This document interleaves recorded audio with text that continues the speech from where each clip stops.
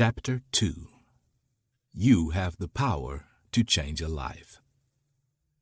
No one is useless in the world who lightens the burden of it for anyone else. Charles Dickens. If you are passionate about positively impacting someone's life and watching them grow, then this book is a must-read for you. Instead of providing a set of steps to follow, I share the stories of individuals who have significantly impacted my growth and development. Their motive to change lives has served as an inspiration to me. As someone who dedicates their life to making a difference, there's nothing more fulfilling than witnessing firsthand the transformative power that positive mentorship can have on someone's life. Imagine that your efforts, your kind words, and even a simple smile can make a huge difference.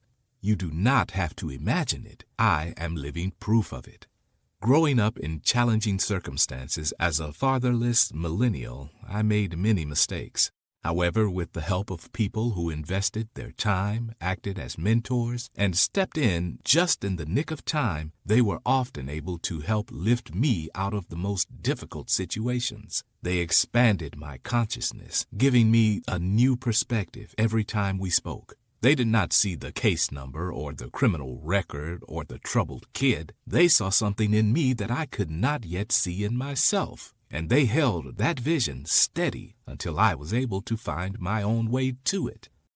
If you've reached this point reading this book, I have one question for you. Are you ready and committed to making a meaningful difference in someone else's life? As human beings, one of the most significant impacts we can make is to guide and shape someone's life. This guiding force can come from various sources. Still, in my case, the mentors I have met along my journey played a pivotal role in shaping me into the person I am today. Among these mentors, there is one person who stands out above the rest, and that is my mom.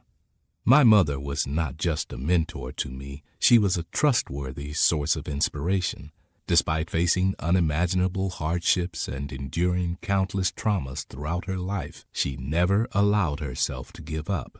From a young age, she experienced abuse, hate, and jealousy, which left deep scars on her soul. Additionally, she struggled with drug addiction and wrestled with mental health issues that threatened to consume her. But perhaps the most devastating events in her life were the horrific experiences of rape and the tragic murder of her husband. As if that was not enough, she also had to endure the heart-wrenching loss of 2 of her precious children.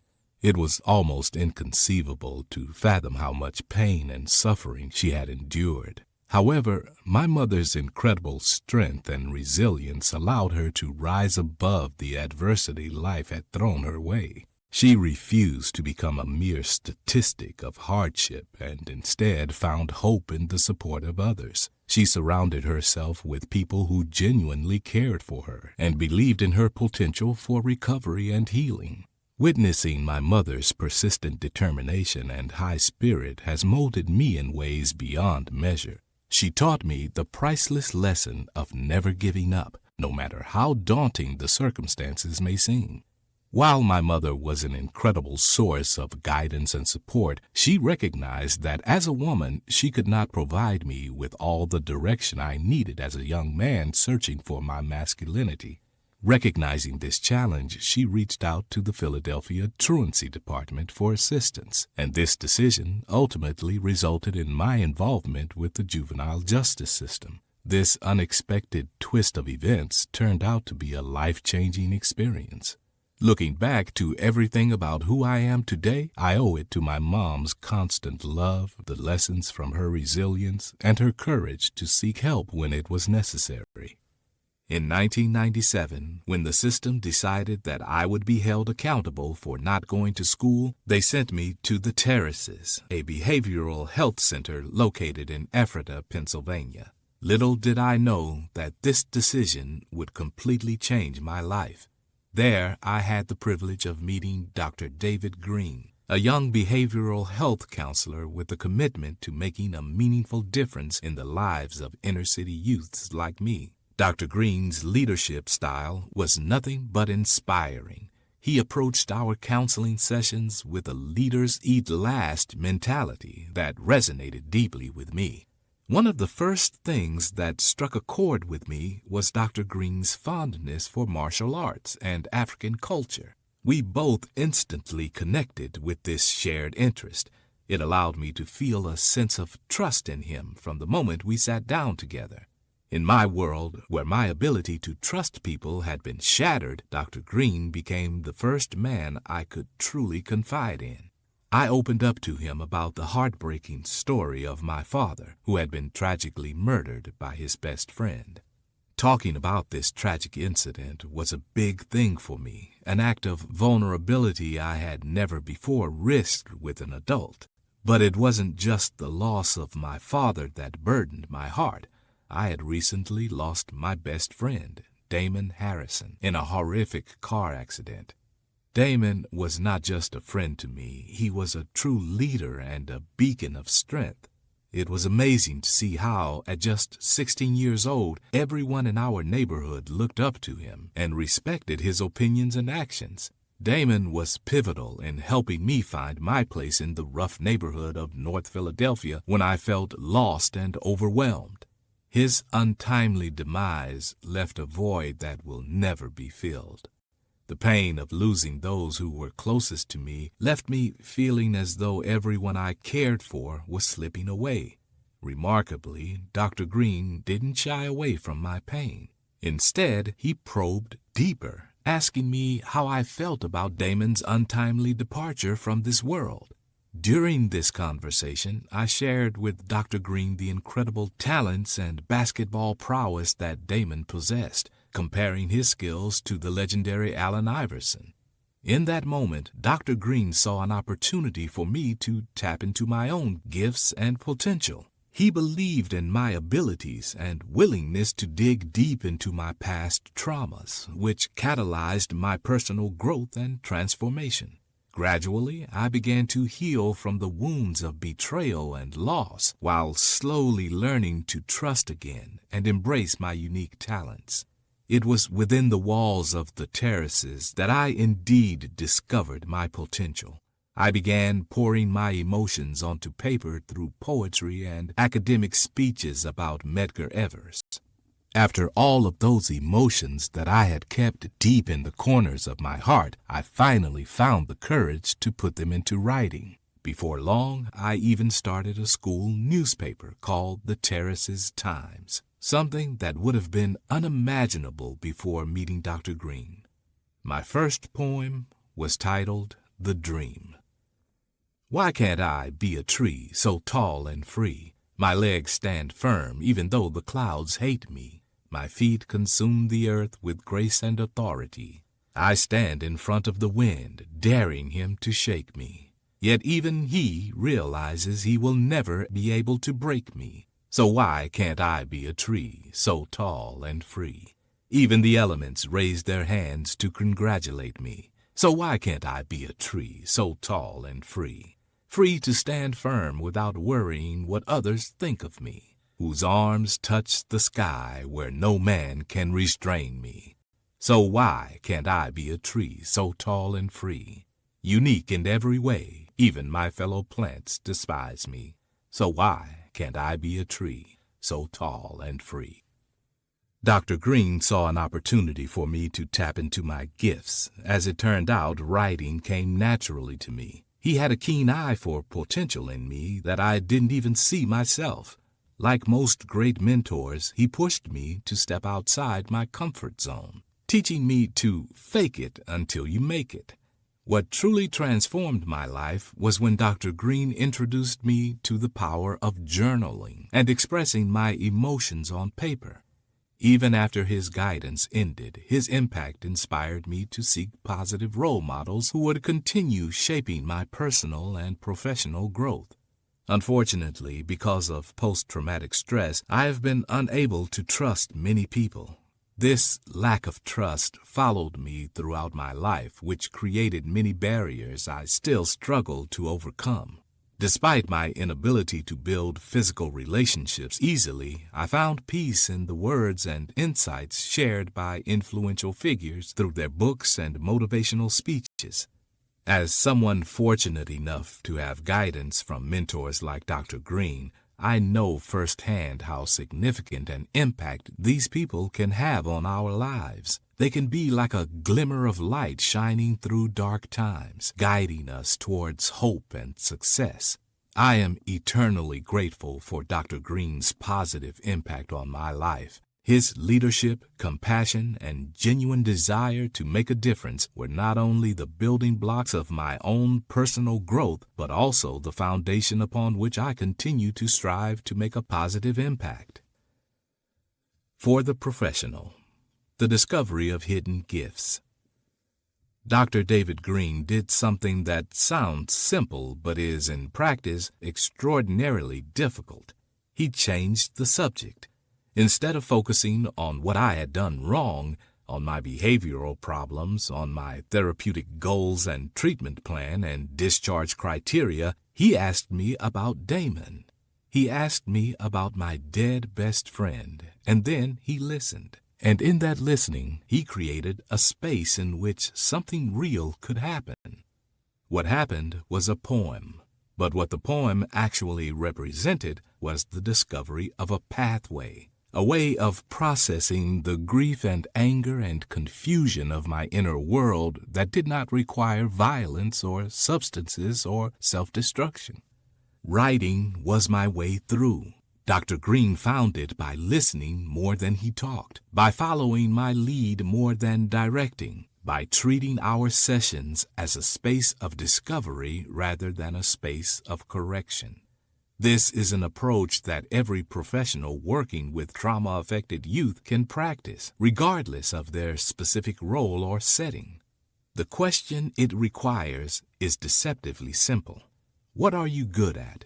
Not what are your goals for treatment, not what do you want to be when you grow up, but what are you good at right now, today, in the midst of all of this? Research in strength-based intervention and positive youth development consistently shows that identifying and building on existing strengths is more effective for at-risk youth than focusing exclusively on deficits and problems. This does not mean ignoring problems. It means refusing to let the problems be the whole story. Every young person who walks into your office or classroom or courtroom or facility carries not only a history of what has gone wrong, but also a set of capacities, interests, and gifts that have survived everything that has happened to them. Finding those capacities is not a luxury or an add-on to the real work. It is the real work. The young person who cannot sit still in your classroom may be a kinesthetic learner whose genius has never been given the right environment. The client who resists every therapeutic approach you try may be an artist or a poet or an entrepreneur whose creativity has been so consistently misunderstood that they have learned to hide it. The juvenile offender in front of you may be, underneath everything, a leader. Someone whose ability to command the loyalty of peers has simply been directed toward destructive ends because no one ever helped him see it as a gift. Every person who walks through your door carries gifts that their circumstances may have buried. Your job is not only to address what has gone wrong, it is to excavate what is still right. That is where transformation begins. For educators specifically, the student who cannot sit still, who disrupts the class, who seems to have no investment in learning, what does that student do when they are not in school? What lights them up?